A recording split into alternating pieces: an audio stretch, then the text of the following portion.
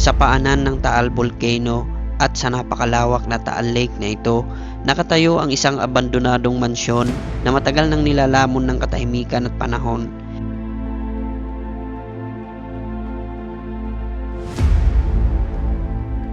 Naririnig natin yung mga huni ng uwak dito. Sobrang nakakatakot yung pwesto. Yung may mga uwak po. Papunta ron sa bahay. Nakatago sa pagitan ng matatayog na puno at tila isa itong istrukturang unti-unting binubura ng kasaysayan. So dito sa areang to, pinaniniwalaan na dito daw itinapon yung mga labi ng mga sabungero.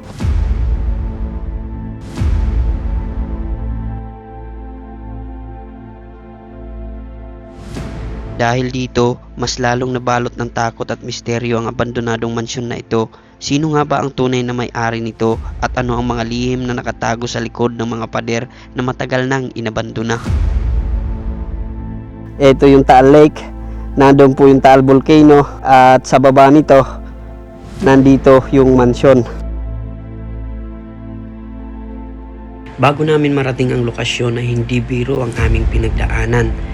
Papasok pa lang ay dumaan kami sa lubak-lubak na daan at tila ba nababalot ng katahimikan ang kapaligiran. Walang tao, walang mga bahay na nakatira rito.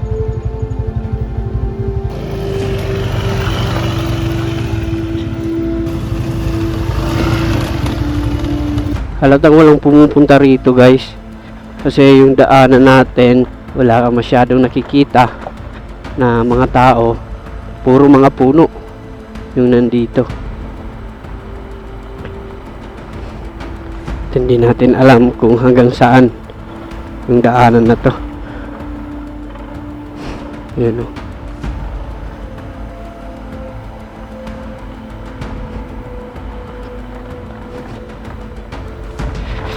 Grabe. Grabe. Ang hirap oh. Ayan. Sabit na.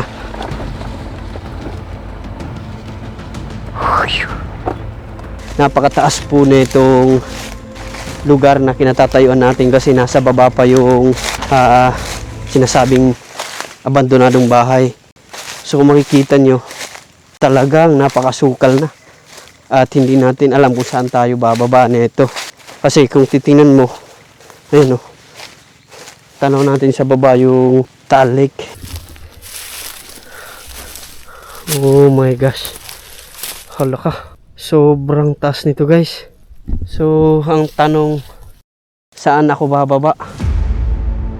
Bago namin marating ang abandonadong mansyon ay sobrang hirap ng aming pinagdaanan dahil sa masukal na ang aming daanan at hindi namin alam kung saan kami dadalhin ng aming kapalaran. Pinagpapawisan na ako, di ko pa rin mahanap kung saan yung daan pababa. Sobrang misteryoso kung saan to papunta. May nakita ko ditong puno guys. Sobrang laki ito. Sobrang laki ng puno. Ayan o. Grabe. Wow. Amazing. Ano kaya ang tawag dyan sa puno niya? Tara. Reko. May balon ditong malalim oh. Laka. Sobrang lalim naman ito. Pre. Ano yan? Sobrang lalim. Delikado. Pag walang makakita, malalaglag. Ayan, nandito na po tayo. Ayan yung bahay. Grabe. Sulit yung lakaran natin. Mahigit 1 oras din yung lakad natin pababa para lang marating itong bahay. Ayan o. Hindi ko alam kung anong nasa isip ng may-ari, bakit nagtayo ng ganito dito sa pinakamahirap na pwesto. Bago ko pasukin itong bahay, ipakita ko muna sa inyo dito sa harap na itong bahay. Ayan. Ayan po. Ayan yung view dito sa harap ng bahay. Makikita natin yung Taal Lake. Grabe oh. Tapos naririnig natin yung mga huni ng uwak dito. Sobrang nakakatakot yung pwesto nitong bahay. At dito sa gilid ng baybayin, makikita po natin, ayan o, yung kulay ng tubig. Parang iba na yung kulay ng tubig, guys. Tingnan nyo. Mainit siguro itong tubig, kaya ganito ang kulay. Ayan. Oh, kulay green. Wala ka. Grabe oh. Kulay green. Oh. Tapos mayroong mga isda sa ibabaw. Ayan oh. Dito sa mga areang ganito, dito madalas makikita natin yung mga isda. Hawakan ko lang yung tubig kung mainit ba. Hindi siya mainit, guys. Yung tubig kapag high tide, umaabot dito. At wala ka, mayroong mga isda, guys oh. Opo, sobrang dami oh. Grabe. Ang daming isda. Yung may mga uwak po. Oh, papunta ron sa bahay. Ayan. Dito pa lang sa Pangpang nakakamanghana kasi sobrang dami ng isda. Pero ang tanong, bakit walang nanghuhuli ng isda rito? Tingnan nyo. Malaya yung mga isda. Nakikita lang natin. At ang tanong, bakit walang nanghuhuli ng isda? Ayan o. Yung mga isda. Sobrang dami. So dito sa areang to, pinaniniwalaan na dito daw itinapon yung mga labi ng mga sabungero. So yan po ay haka-haka at hindi ko lang alam kung totoo po yan, dahil wala naman pong ebidensya na makikita natin kung talagang dito nga ba. Ayan, may nahuli dito si tatay. Sinisid mo yan, kuya? Presko po oh. Sinisid ni kuya dyan mismo sa Taal Lake. Sobrang laki ng mga tilapia. Pwedeng patingin ng isa ya. Ayan oh. Anong gamit mo dito? Pana. Pana lang. Grabe oh. Tingnan nyo. Buhay pa. Ayun oh, ang lalaki. Oh. Grabe, sobrang dami ng isda. Ilang oras yung kinuha yan, kuya? Kanina lang una. Alauna. Ang yung oras, alas 3 na. So, mahigit 2 oras. Mga ilang kilo kaya yan nakuhuli nyo? Sa mga 10 yan. 10 kilo? Grabe. So dito lang yan sumisid ka, kuya. Buti nakikita. Ayun oh. Dito nahuli ni kuya. Sumisid siya dito. May ideya ka, kuya, kung nasan yung may-ari niyan? Wala na, patay na may-ari niyan. Patay na may-ari? Ano yan? Amerikano? Hindi. Ano? Mga ano lang, may-ari. Pilipino? So wala na pala. Kaya pala abandonado na. Tagal ng panahon wala yun. Mga anong taon? Nasa mga 60 na din. Yung anak? Oo. So grabe. Tagal ng panahon yung Tagal na pala. So taga rito po kayo? Oo. Taga rin lang ako sa taas. Diyan sa taas. Napaka-bless nyo kasi sagana yung mga isda dito sa baba ng lake. So sagana kayo sa ulam palagi.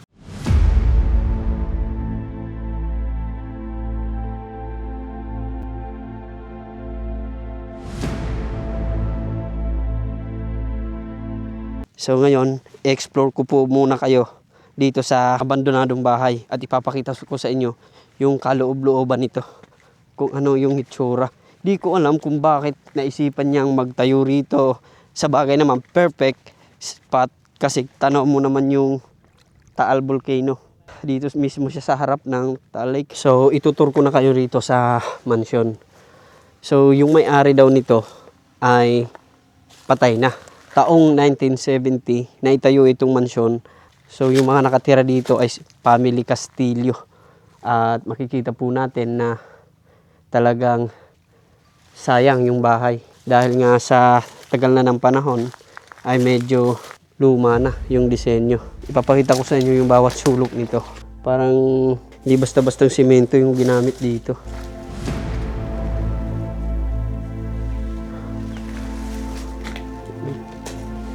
May larawan ng bata.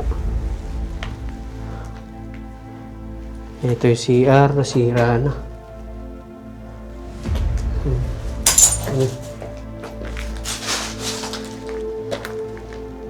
Tumakbo, butiki yata.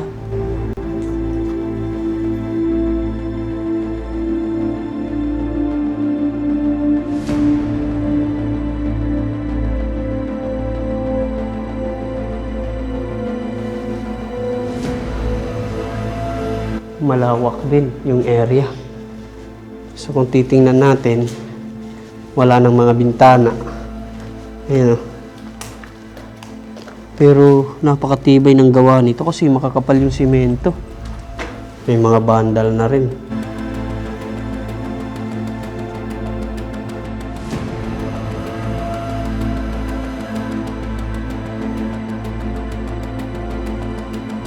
May mga tama sa ibabaw. Tsaka merong mga bandal doon sa taas.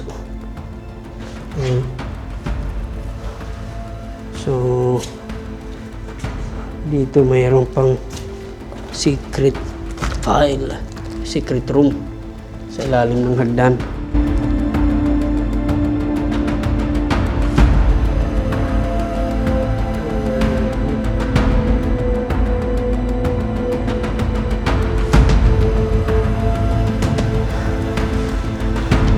Tingnan natin kung kayanin pa ng hagdan. Aray ko po. Wow. Grabe. Yun, yung inakita natin, kulang ng hagdanan. Ito yung kwarto. Yan, napakaganda ng taas. Oh. Oh. Wow. May CR dito. Parang pwedeng mag-landing dito yung private plane. Kasya dito. Ayan. Meron pang lugar kung saan pwede kang magtambay. Ayan o. Pinaka-table nila. Tanaw mo doon. Sobrang ganda ng view.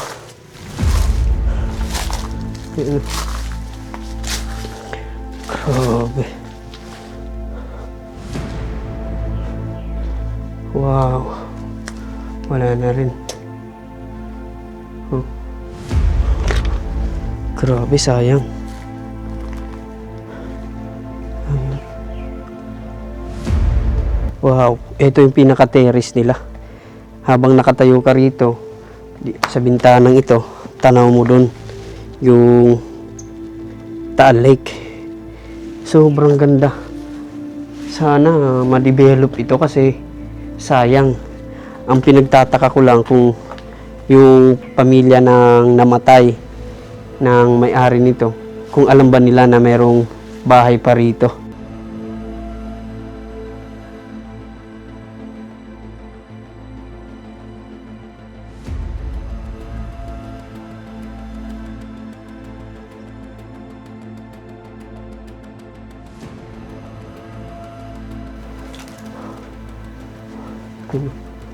Ang ganda ng mga disenyo. Sinauna pa yung disenyo. Oh. Grabe. Oh. Parang hindi natapos dito. Pero yung mga pintuan, nandito pa naman. Ayun, may bakas pa ng mga pintuto dati. Kinuha na lang. Ayan o, kumpleto pa naman. Kumpleto pa yung mga kwarto. So meron siyang isa, dalawa, tatlong kwarto dito sa loob. Ayan o. Ayan, baka nang nakalagay dito. 2006. Yun lang naman yung mga nakita natin dito. Yung mga bintana, nawala na. Binakal na siguro. Yung hagdanan, kulang na rin. Nakakalungkot mang isipin na itong dating masayang bahay na tinitirahan ng masayang pamilya ay mistulang naging kwento at alaala na lang ng panahon. So tapos na nating i-explore itong abandonadong bahay At ang mananatiling tanong sa isipan ko ngayon ay ano ang mangyayari sa susunod ng mga henerasyon at ano ang plano ng mga pamilya na naiwan sa bahay na to. Kasi nga hindi na naayos. Ano yung masasabi nyo dito sa areang to? Paki-comment down below. Sa tapat lang ito ng Taal Lake mismo kung saan pinaniniwalaang itinapon yung mga labi ng mga sabungero. At ang nanatiling tanong sa isipan ko, bakit nagtayo yung pamilya na nakatira rito sa ganitong kahirap na lugar. Although maganda yung spot kasi tanong mo yung Taal Volcano, Taal Lake, pero grabe, napakahirap ng daanan papunta rito. Sobrang tarik at 1 oras at kalahati bago mo marating itong pinaka ibaba. Grabe, akala ko nung una sobrang dali lang. Pero nung pababa na kami, talagang sobrang hirap. Siguro dito ko na rin tatapusin itong video. Kung nagustuhan nyo yung video natin, huwag nyo kalimutang i-like at i-share. Kung ano yung ano yung masasabi nyo dito sa lugar na to, paki-comment down below. At ang mga lugar na gusto nyo pang mapuntahan natin, mag-suggest lang po kayo. So para sa mga bagong viewers ko dyan, huwag nyo kalimutang mag-subscribe sa aking YouTube channel para ma-update kayo sa mga susunod na biyahe natin. At gusto kong pasalamatan yung nakasama natin ngayong araw, si Reson Vlog. Kaya mo pa, tol? So yun Kaya mo pa? tapos na tayo sa adventure. Oo. Okay Ano? tayo? Kaya mo pa?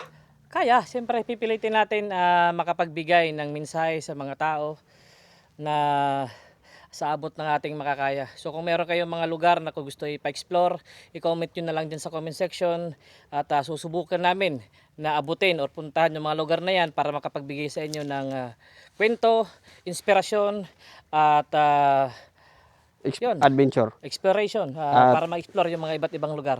Yun. Thank you. Okay.